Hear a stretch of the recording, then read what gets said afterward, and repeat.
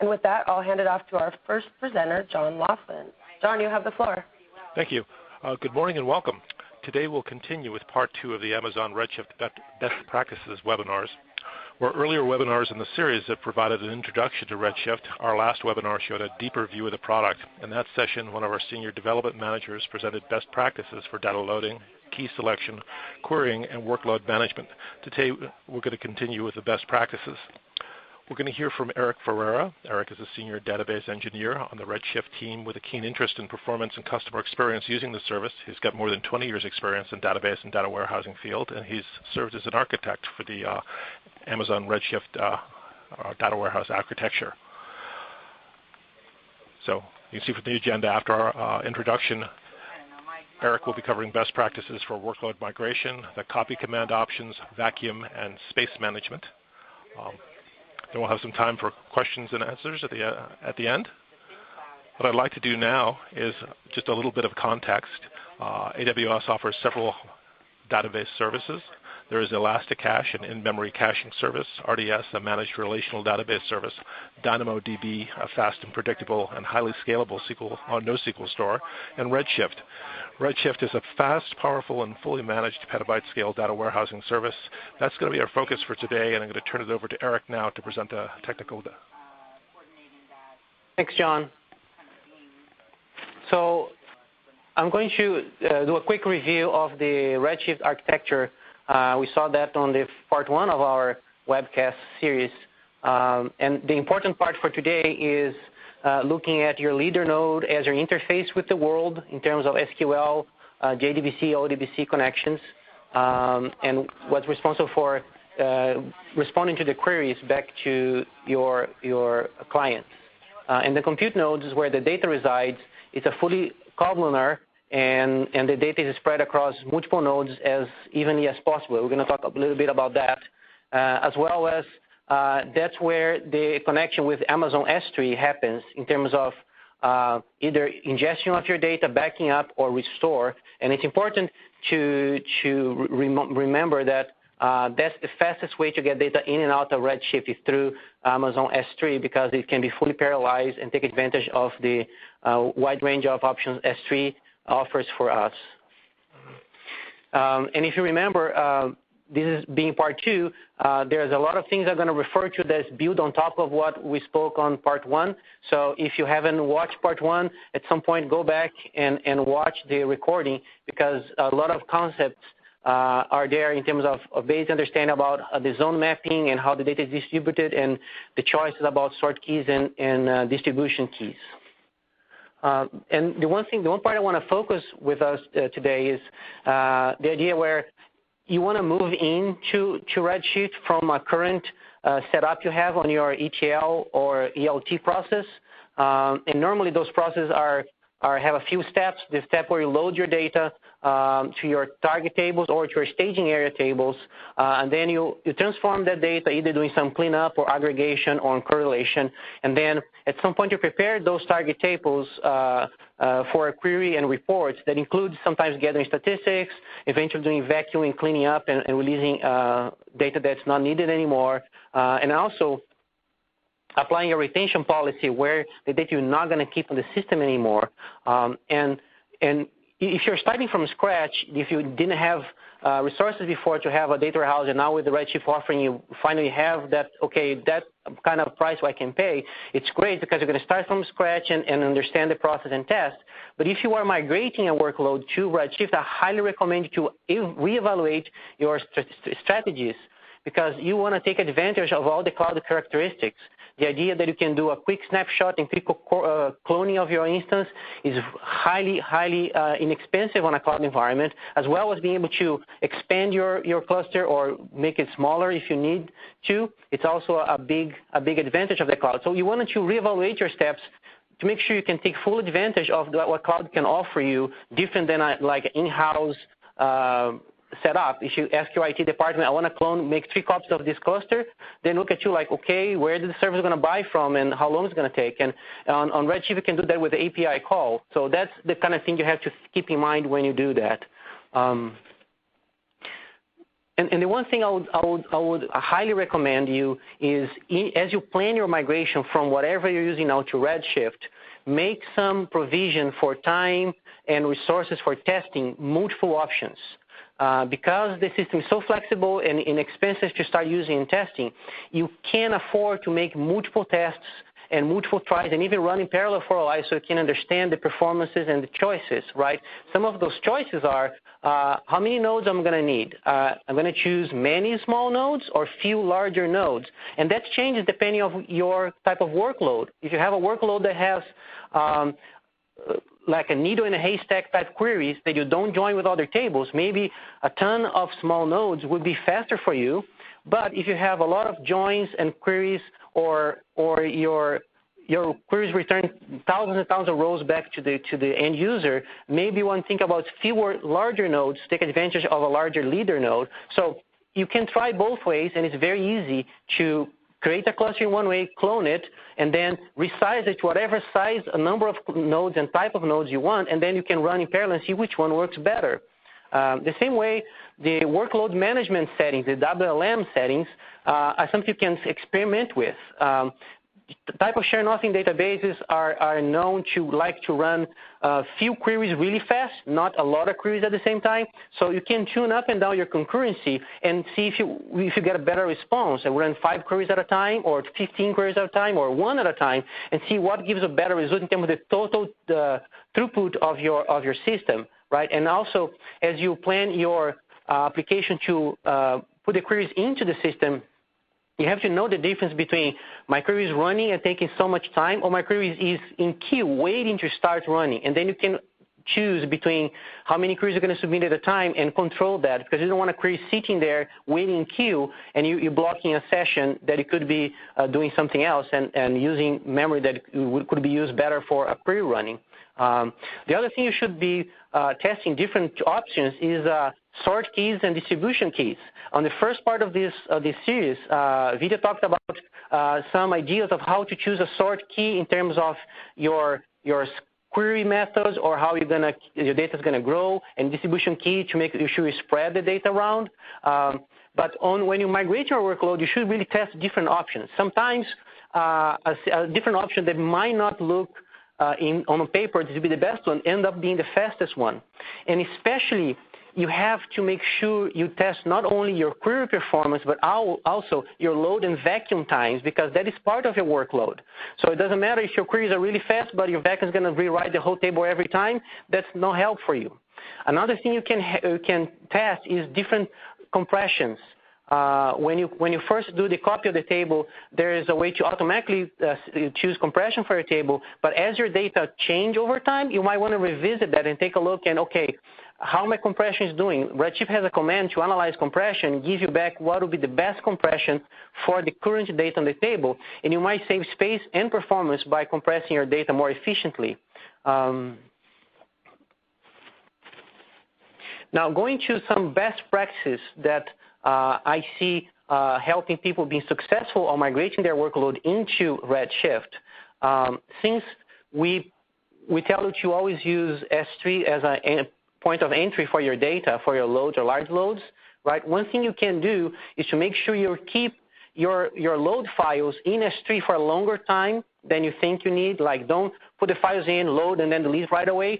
Keep them for a long time. Organize them in some organized way, maybe a different bucket for a different date or a different type of load, because you can go back and rerun some loads. You can run scenario tests and make it easier for you to retain the data. And you can keep the data around S3 as an inexpensive way to store data, or even move it to Glacier, which is even less expensive. So you have the data. If you need, for any fiscal or legal reasons, you can go back and reload the data after you, for business reasons, don't need it anymore. So it's very important for you to keep your loads on S3 organized and you understand the patterns you do for naming your buckets and naming your files. I'll tell a little bit more about that later. Another thing is, if you have data that is highly updated in the short term, consider having that particular data during that term in a separate table from the long-term storage table, because those changes might become expensive to apply on a larger table. For example, if you have an orders table and you load all your orders, you want to maybe separate your orders that are in flight that will change a lot in terms of the status of the order and some other information about the order, and until the order is closed and, okay, the customer received their order and everything is done, and then I'm not going to touch this order anymore, then I can go to the long term. When you query, you can put those tables together, but your loads and maintenance will be much faster if the short-term part of the table, it's more manageable for you to change around and even use different sort keys and distribution keys for those queries, and it will be like a staging area for your order information. You can still use them for your queries, just need to think ahead of how you're going to divide your data. On the first part of the webcast, we talked about choosing a good distribution key. One thing I want to remind you is if you cannot find a good distribution key, you can let Redshift just run robin across all the nodes and all the slices. Sometimes not having a distribution key will be faster than choosing a bad key for distribution key. And it is very important if you test different sizes of clusters, maybe a distribution key that worked well for 2 nodes or 4 nodes doesn't work well for 12 nodes. So go back and check. On part 1, it will also give you a query to help you find out if your distribution has any skew or not. You really don't want to have any type of skew on your distribution of data, because you lose the parallelism that gives you the performance of Redshift, right?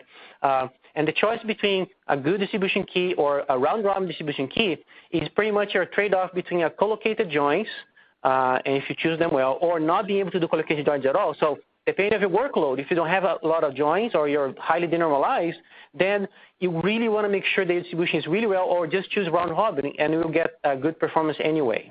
And as you load the final table or target table, usually those tables are your long-term storage tables that normally don't change daily for more than 1%, right? Make sure you use a chronological, either date or timestamp column as a sort key, at least on the first sort key of your database, because then you need to do less vacuum, and the vacuum, when they run, will run faster. I'll tell a little bit more about that later, explain why that happens.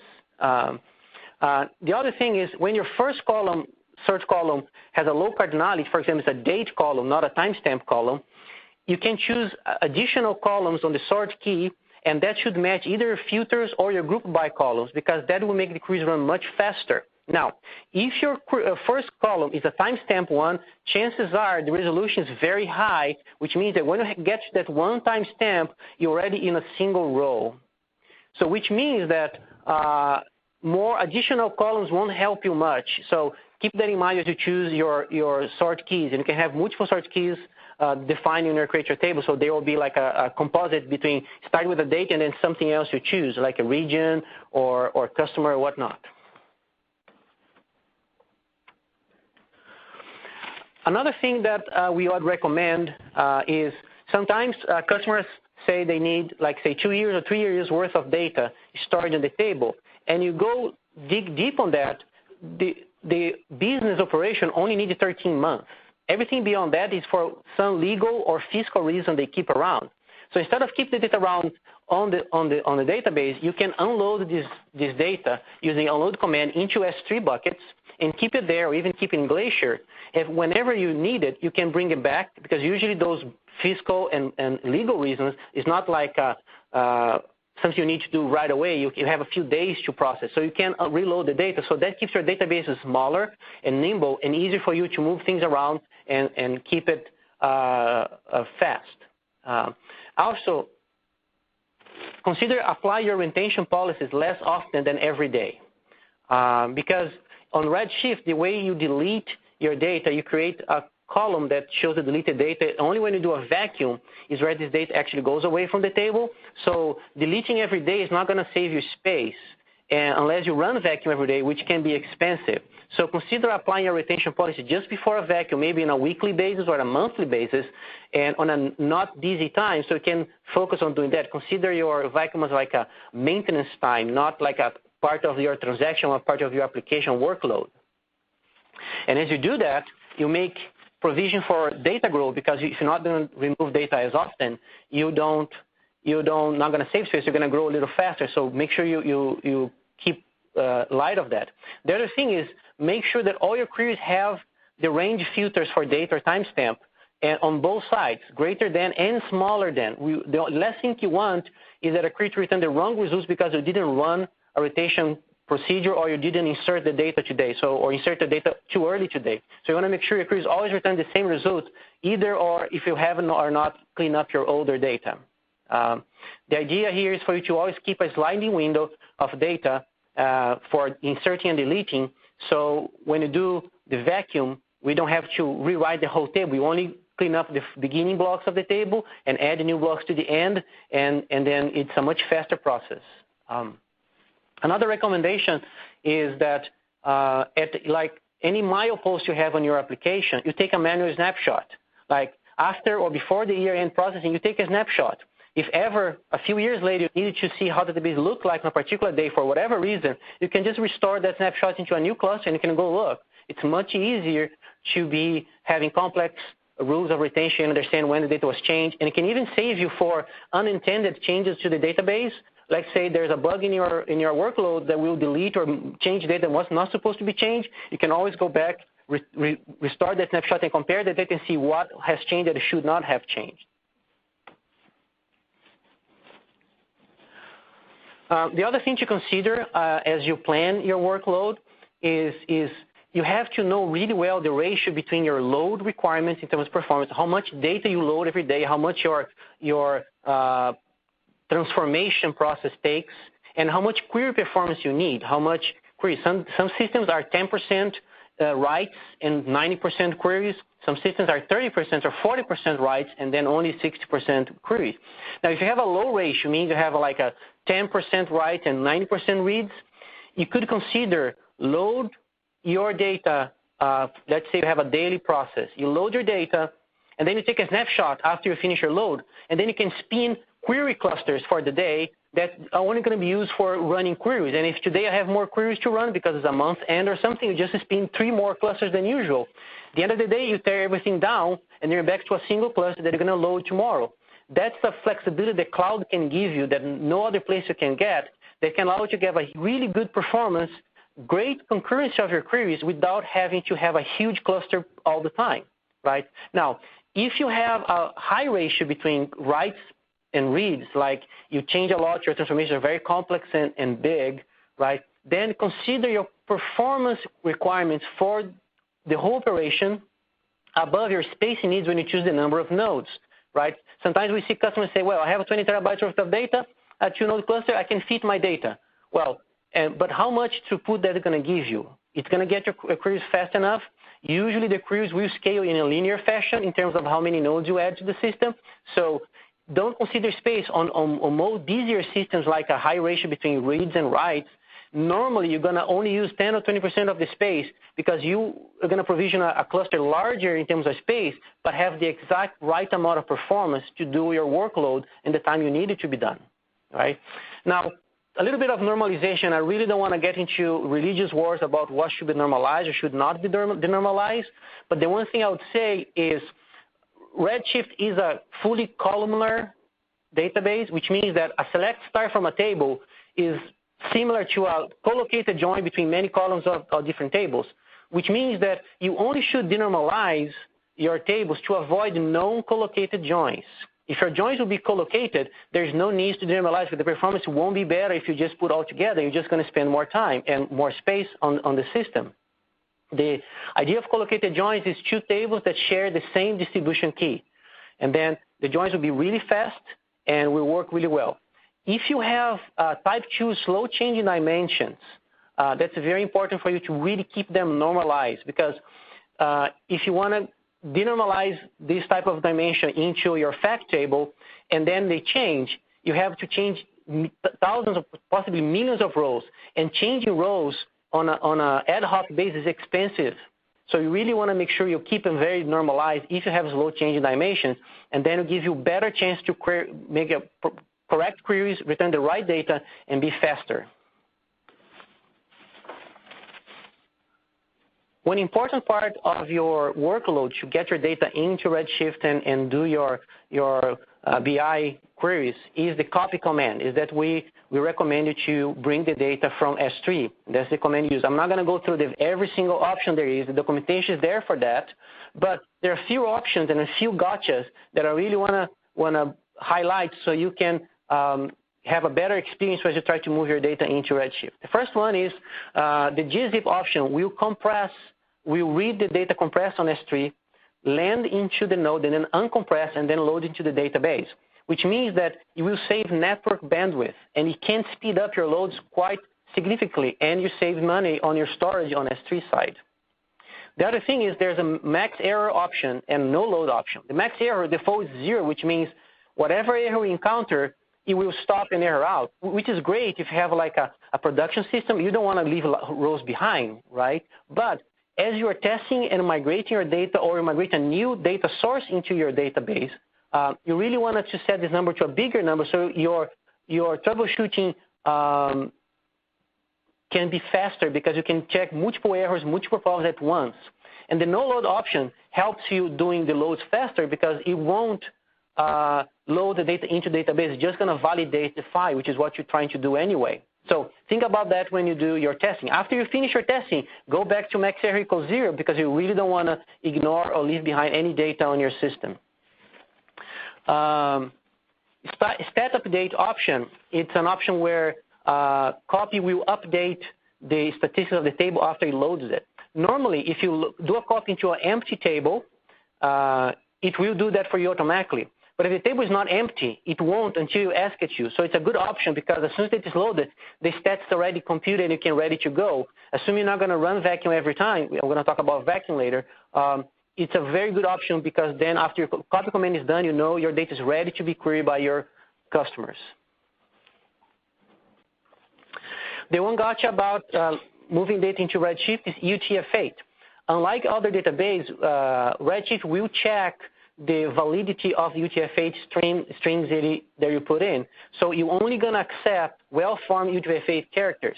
Our limitation right now is you only support up to 3 bytes size UTF-8s. So make sure that your data, as you troubleshoot your data, check if you don't have malformed UTF-8s or 4 bytes or bigger UTF-8s in your stream. You might have to pre-filter or pre-massage your data to make sure that the data is correct in, or if we will error it out. Another couple options that will be helpful during troubleshooting is no-s and escape. Sometimes the no character is not default on your data stream that you use to load into Redshift. So you're going to make sure that you choose the right no character, as well as your character fields might have some end of lines, for example, and you want to make sure you escape them.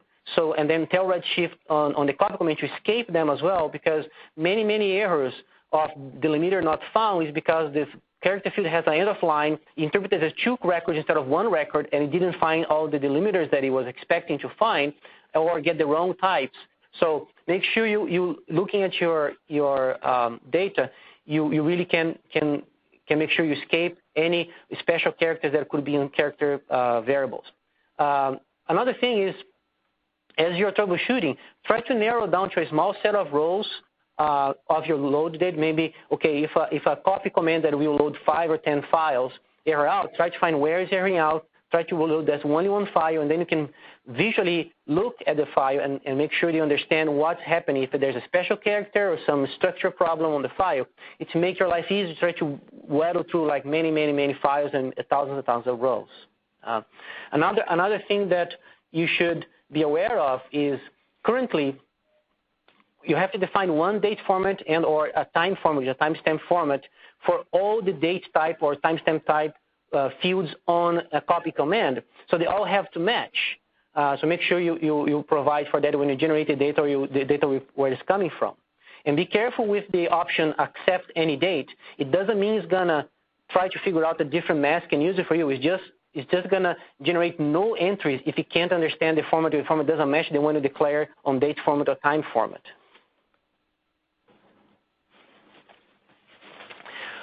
Here's a little snapshot of a few tables you can use to troubleshoot your copy commands. The first two is the STL load errors and STL load error detail.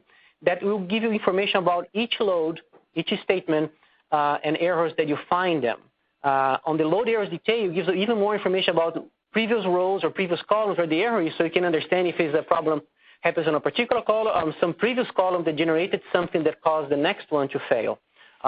One thing you can do from the documentation is you can create a view that simplifies for you to find out copy errors from a particular table. For example, you load table X, and then after you load table X, you can query from a view where table equals X, and then you can find all the errors related to that table. It simplifies your error correction and going after issues on your load process. You can even, on a steady state basis, have your application do the load. If it has an error, you can already collect that information, and as it pushes out a ticket to somebody to go look why the error failed, you can already get the information about what the error is to the people that are going to receive the ticket. So you speed up fixing up your intake of data. The other views or tables you can look at is the STL load commits, file scan, or STL S3 client. Those are specific of each file being copied into the system. It can give information about times and even confirm if a table was, a file was read or not. It didn't get that far or not. And S3 client can even tell which bucket path was used to get that file from, right? And if you have errors on the S3 client side where you're reading the data from S3, the STL S3 client error can give you information about a particular S3 command that error for whatever reason, if it was during the transfer or because of validation or because the bucket was not available or whatnot. So you can look on those tables to help you troubleshoot the information on your loads when they error out. Now, even when your loads work well, it doesn't error out, doesn't mean everything is okay. You should always take a look on the historical information about your copies to see if you're loading the correct number of files that you expect to load, right? Imagine that you do a command, you expect to load one file, and if you look on this query, it's going to tell you how many files you actually loaded, because of when you give an S3 path, you give like a pattern. So everything that looks like that and has anything after that will have loaded. We had a customer that was having a problem where they're complaining about a small table, a small file taking longer to load than the bigger file. And when you look on this query for the customer, the small load was actually loading 2,500 files, which happens to be a much bigger load than he expected. So look at that, you understand, okay, how many files are actually touching and loading and how long each one took. On the next slide, you're going to see an example of the output of that command. We'll say, for example, the first command there, we say I loaded 600 files. And this total size and total time and an average of megabytes per second I got the data in. So over time, you can look at that and see if I'm loading the right number of files I expected, if the size is I expected, and maybe the time could vary over time. You can go back and see if there's anything wrong with your database, a concurrency, or somebody else was doing some other work or whatnot.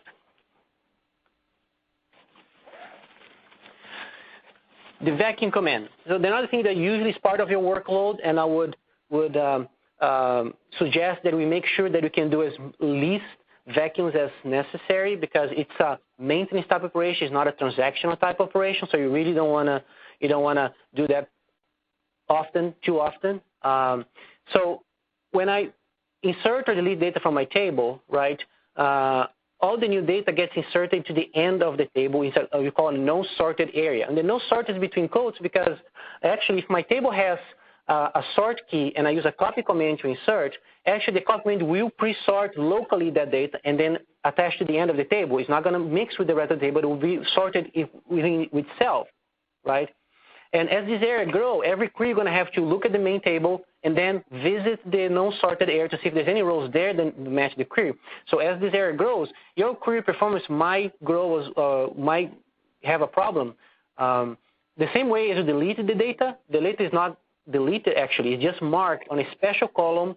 And then every time you query the table, you have to visit that column to say, okay, is those rows I got part of the deleted series so I can get rid of them? I don't bring them back. So as this column grows, your query times are actually going to grow as well. And that's why I do vacuum. The vacuum will reorganize the table. All the non-sorted areas get integrated back into the table. And depending on what your sort key in your table, you may or may not have to rewrite the whole table. if you didn't choose a good sort key. And also deleted was actually removed from the table, and the blocks are reorganized, and then is when you return space back to the system. So you have a table that's growing too fast, deleting rows to free up space is not going to help you. You have to do vacuum to actually to be freed from the table. The vacuum can take advantage of your sort key and skip the blocks that you don't need to change. For example, if you have order data and you use your sort key as the order date, usually new orders come on a date later than the current one, so the new data will be actually appended to the table. So the vacuum not only needs to be run less often, it just doesn't do much work actually, because it's just going to attach those blocks that are already locally sorted anyway to the end of the table. The same way, the beginning of the table, if you delete all the data that's older than May, for example, it will just remove those blocks during a vacuum process. It doesn't have to rewrite the whole table.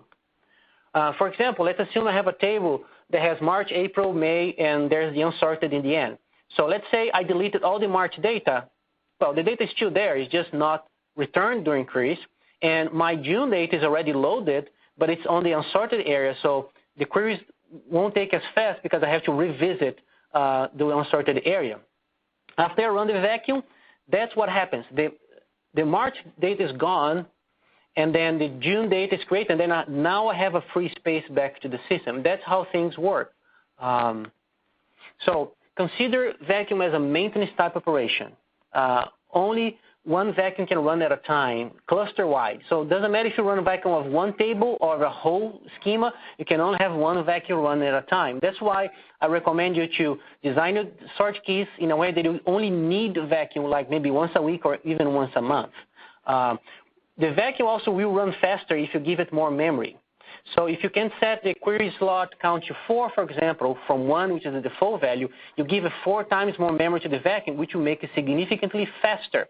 Now, the default concurrency on Redshift is 5. Is why I'm not giving all 5 to it. Well, I want to give one slot available so I can go in and query the status of the vacuum, how it's going, or do some other quick queries, because even though the system will be in like on a maintenance step or on a low usage, I still might want some queries to go through, and my system should remain online. So I'm giving just more memory. And you can vary this number to see how it works best for you. Maybe choose a good number for you, or 3, or depending on how your concurrency is set on the system-wide. If you want to keep track of how your vacuum is going, the SVV vacuum progress can tell you how much work has been done and what's the estimated time that will still take to finish the vacuum process. Another thing is after the vacuum finishes, you should always take a look on the SVV vacuum summary that will tell you how much work the vacuum actually did. If one vacuum command does a lot of work, a lot of merges, a lot of things, maybe you should consider do vacuum more often. If you run the vacuum does very little work, you know that maybe you could consider run vacuum less often. That's a good indication for you to know how often to run vacuum. Now we're going to talk a little bit about space management. And what's important in space management, many databases, you can run out of space and you just cannot insert more data, but you can query normally. Redshift has a single pool of space used for tables and for temporary segments using during queries. So if you run out of space, you're going to run out of capacity of running queries as well. So be careful to monitor space really close. Make sure you don't run out of space. And considering your performance characteristics, the chances are you're not going to ever use more than half or 2/3 of your space anyway. But if you're testing and you don't know, you really want to keep track of the space requirements of your system. The loads will need 2.5 times the size of the load itself if the table has a sort key, because it loads the data and then resorts the data and then puts on the end of the no sorted space. Also, the same way a vacuum may need 2.5 times the size of a table to be able to complete if the vacuum will have to rewrite the whole table. So make sure you always have more than 2.5 times of your largest table available in the system so you don't have problems running vacuum, running queries, or running loads. There are multiple ways for you to monitor your free space. One easy way is your performance tab in the console. I think the last graph on the bottom you can see will be your space usage.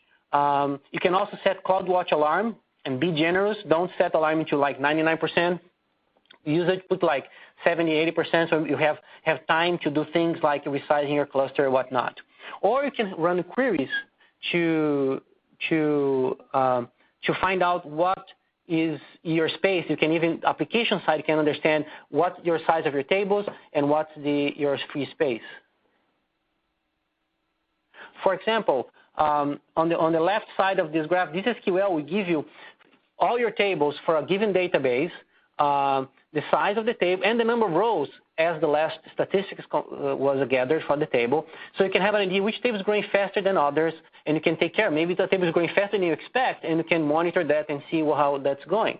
On the right side, you can see a free space query. They can tell you how much total space you have, how much free, and how much used. So inside your own application, you can make automation steps related to table sizes and free space.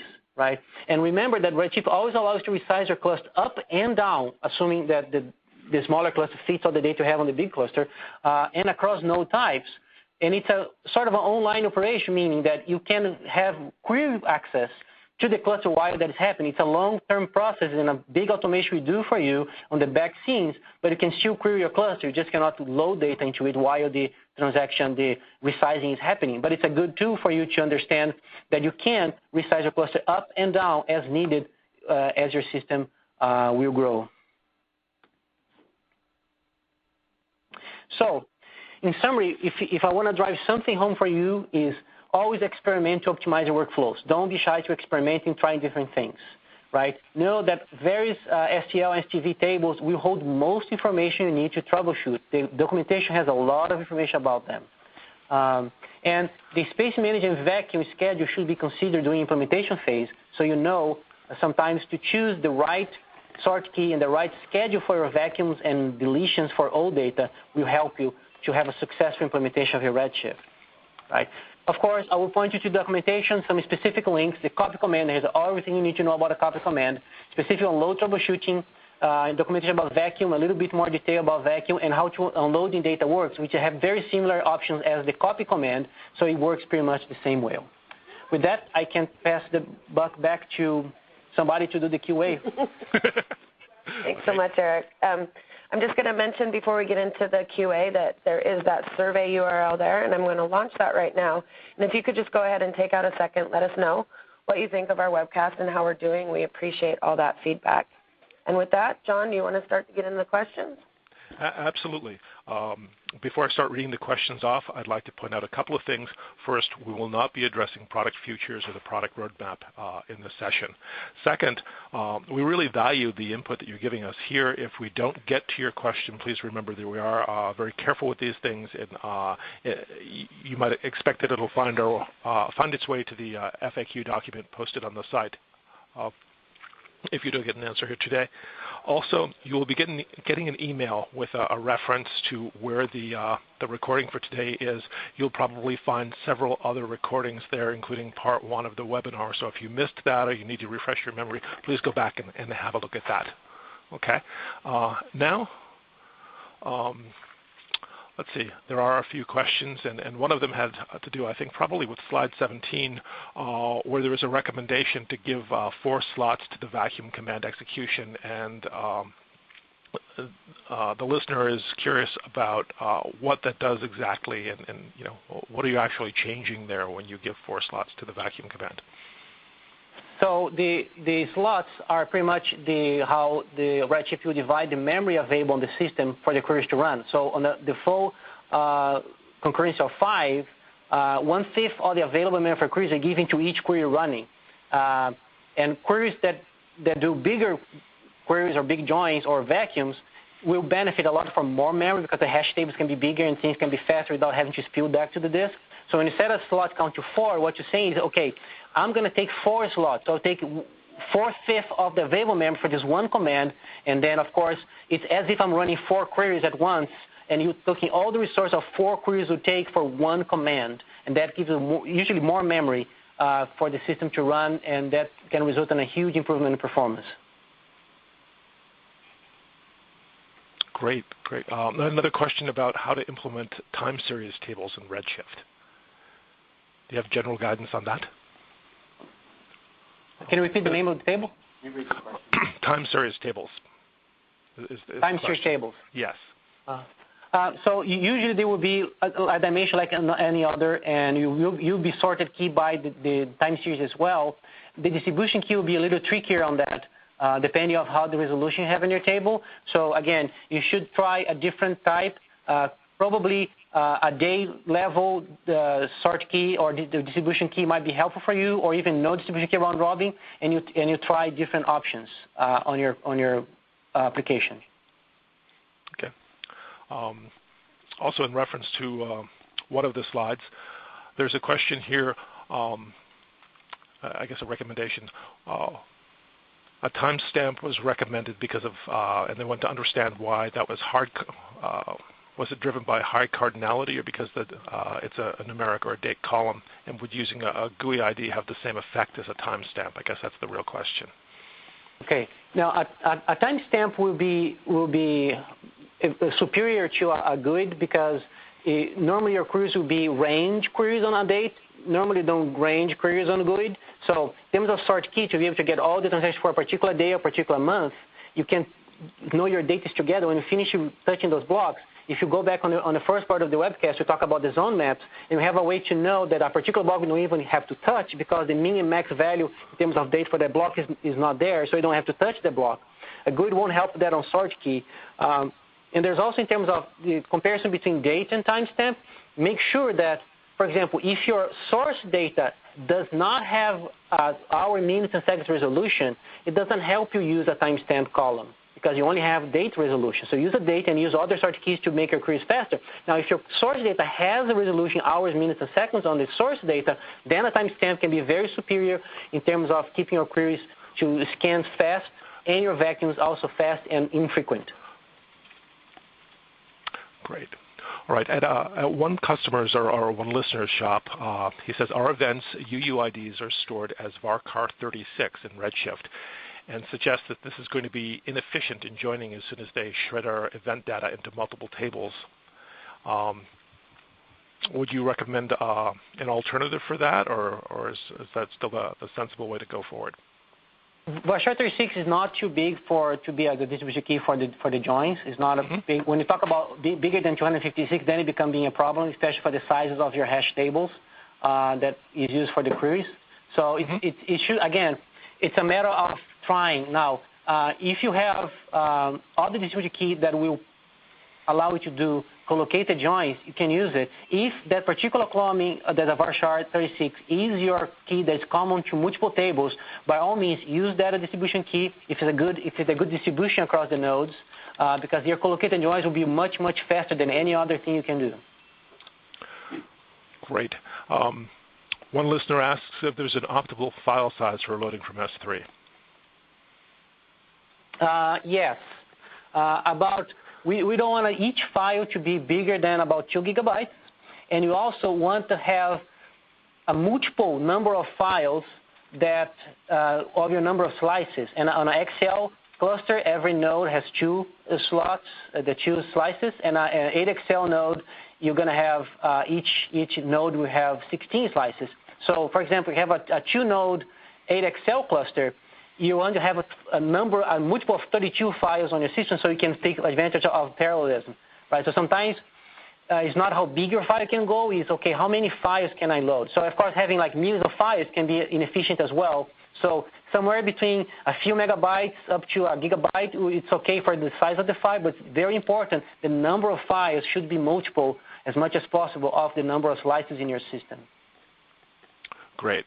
Another question, this one on vacuum. The listener is looking for, asks, can we vacuum the complete database instead of a table, and which is recommended? Well, the way I normally do vacuum, because for me it's a maintenance time, I start a maintenance process in my system, I give the particular session the 4 slots I mentioned, and then I do a vacuum without any parameter. That will vacuum every single table that's on that database. And the good news is if the table doesn't need to be vacuumed, it can actually be skipped automatically. It's not that you're going to waste resources if you point to a table that is not need a vacuum. Just call vacuum. It's easier to get all the tables that need vacuum will get vacuum, and you'll be done, and then you can move on with after your maintenance window. Great. And another listener writes, does truncate need a vacuum to actually delete the rows, or delete the data? I can't tell you 100%, but I believe it does not. The truncate is the one operation that will get rid of the table. Now, I'm not 100% sure of that. I'll have to test, and I will get back to you or put something on the forum about that. Great. And how would the number of nodes affect the choice of a distribution key? Well, so the distribution key will be a particular column you choose, and there's a hash function that will run against that number. And sometimes, let's say you have a particular column that has, let's say, 12 different values, and it's very well spread across 12 different values. If you have 2 nodes, you're going to have four slices. So that distribution key is okay. You're going to say, oh, it's good and distribution. And suddenly you go to 25 nodes, then you have way more nodes than different numbers, and then you're going to have slices that are completely empty. And that's why if the cardinality is kind of small on your distribution key, you have to be very careful as you grow your cluster to make sure there's still a good key, or you have to choose something else. Because the worst thing you want is an empty slice that is not doing any work for you. Okay, here's one. If you insert your data with order by, do zone maps still apply even if the table is in an unsorted state, say before you're running vacuum? In general, yes. The problem is insert with order by. The insert itself will not be very efficient because all the data is going to go up to the leader and down back to the nodes. So it's a price you're paying for not doing the copy from S3 with a sort key. So it's a matter of which one is more expensive to you. Okay. Our next question, does the number of sort keys matter? Well, it does matter in terms of how much can be used. And if you have more sort keys than you can use, for example, if you have a timestamp column, and then you can add 3 more at the end, right? Because of the resolution of timestamp, you're probably not going to take advantage of that. And during load, you take an extra cycle of CPU because you're trying to sort something that has very little rows. So it's a nuisance. It's not a big deal, but it should be avoided. But it won't change your query performance too much if you have more keys than you actually can resolve into multiple rows. And it should always match your group bys or sort bys if your first column, which is hopefully the date type or timestamp type, is not have the resolution enough. Right. The next question is, what are the best practices to use an ETL tool to load data into Redshift, and does S3 have to be involved? Yeah, at this point, you should always have S3 because that's the port of entry that we can do parallel work into Redshift straight to the compute nodes. It's much better to use that. In terms of best practices, what you can do is to make sure that you understand where the data is coming from, where it goes, and the latency involved. For example, we have customers that load data, a small amount of data every 5 to 10 minutes, and the round trip going to S3 and then loading via copy wasn't fast enough, and they could do array inserts, very big, 1,000, 2,000 rows at a time, array inserts that was sufficient for them. So depending on how often you load and how much data you load every time, you can choose between going to the S3 or doing an array insert. Never do single inserts, ever. It's just not nice. Very painful in terms of performance. Don't do that. Okay. One listener asks, why can't we have indexing in Redshift?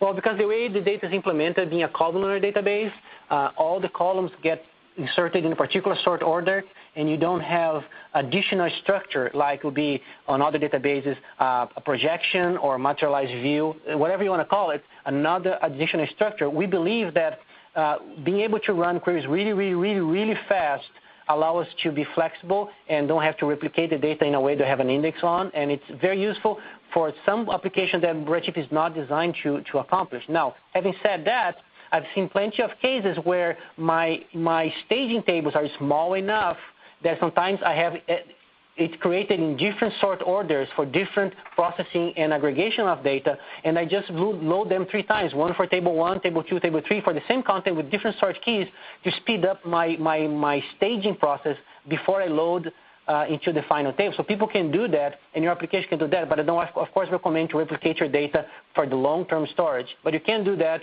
in a way on a smaller subset of columns on a separate table that you reload just for that process. Or you can also have, for example, if you're going to use one particular result of a query on a table into multiple joins with other tables, you can create a temporary table with the correct sort key for those joins, and then after you're done, the table is done. And usually it's faster to that intermediate step because you're reusing the same table for a co-located join with the target tables. Great. Next question, does Redshift support loading encrypted data? I believe the answer is yes. And it could be a case of yes yet or yes already, but it's a new thing we just added. You can load from a stream from encrypted buckets, yes. It's a fresh feature, actually. All right. Why can't we have an option to load data from local machine to Redshift other than S3 DynamoDB? That's what we deem to be the best use case for our customers. It doesn't mean that we won't revisit that for the future. But right now, we offer it in the most efficient way because the way we have a leader node in a very large cluster, the performance of load through the leader will be really, really bad for large numbers of data. So we didn't deem to be an important use case. Of course, customers request that and require that. We're going to revisit that and figure out what's the best way to accomplish what you actually need to do in terms of performance for Redshift. Okay. Does Redshift accept data from other data sources like SQL Server's databases? Not directly. There are multiple ways you can accomplish that. You can dump the SQL Server into files, load to S3, and then load in Redshift. Or I've seen the cases where for a small amount of data, you can have a program that you write in Java or whatnot, and that will read the rows from the SQL Server, create a big array insert, and then connect to Redshift and insert them. So I've seen people doing that, like a gateway type of application. We do that. But again, the performance won't be great for inserts. Loading from S3 in parallel, it is right now. Remember that Redshift is designed for batch processing of large amount of data. So when you think about loading straight from a database, you're thinking about something very low latency. It's not exactly the sweet spot of Redshift right now. Thank you. All right. There seems to be an assumption out there that the vacuum table command starts to slow down as the size of the table increases. Can you comment on that? Yes. So depending on how your sort key is set up, if your sort key is by date, you only that date at the end. The only thing that will change the time that takes to run your vacuum is how many rows you inserted since last vacuum, how many rows deleted since previous vacuum. The vacuum grows in length of time to run only if it has to go back. And for example, let's say your search key is by date, but you went back and changed a lot of date information that is on the middle, like you changed the data from March, from January, and then those rows that are changed actually are deleted from where they were and inserted on the end. When you run the vacuum is going to have to rewrite the whole table to put the data back where it belongs. That's where a vacuum grows in time as the table grows. But if you choose the right sort key and don't change the data after you put on the final table, the vacuum only grows in time, and depending on how much change happened since the last vacuum. Thank you. A question here about, can a snapshot be kept online so it can be used in queries? For example, the listener wants to compare his business growth between 2005 and 2013, and they only have snapshots for those years. It keeps 2013 online. So the recommendation here will be mostly to have a separate cluster for the older data. And then you can run the aggregation query from the old table, dump into S3, go in the new cluster, create a table for comparison with disaggregated data, load from S3 that, and query from your local database, then you have a comparison. Should be very easy to do that. Use the S3 as a base, a jump for the data to go from the old system to the new system. Okay, I had a question here about can we bulk load data without using the copy command? The listener tried to load data using ODBC and found it only inserts a single row at a time. Yeah, no, you can. The only way to bulk load data without copy command is if your interface and application supports array inserts. The ODBC the way you're using probably was not set up to do a range search. So you're doing like a prepare command and load that command prepare with all the variables for all the rows, look at row insert thousands or 2,000 rows, and then you run the insert. Otherwise, it would be a row at a time, which would really, really painful in terms of performance. Okay. Sort of switching topics here. One listener asks, does a join on keys with data type of float support hash joins, or is that always going to be a nested loop? It should support. I believe it does. And if it's not happening in your case, let us know because it might be a bug. But yeah, it should support. Okay. I think we have one question around why primary keys aren't, I'm going to have to paraphrase it. Why are primary keys not enforced? That's a choice on the system in terms of being really, really fast to load and query data. So it's assumed that you can load the data and then learn when to clean it up, and you don't want to have the overhead to check every row that enters against a huge billions of row table to check you be unique or not. So it would be very expensive on a data warehouse environment to do that. Okay. Here's a new question. Can we change the query optimization rules? Say, for instance, use a hint. No. In general, no. The thing is, on a system like Redshift, and most share nothing, when you tune a query, there's very little you can do on the query side. Usually, you tune is the table structure. You change the sort keys on the dist key, and that makes a huge difference. How the query runs at the end, normally, however you write the query, it gets optimized in a single way, and if you write in a different way, you're probably going to end up running the same way.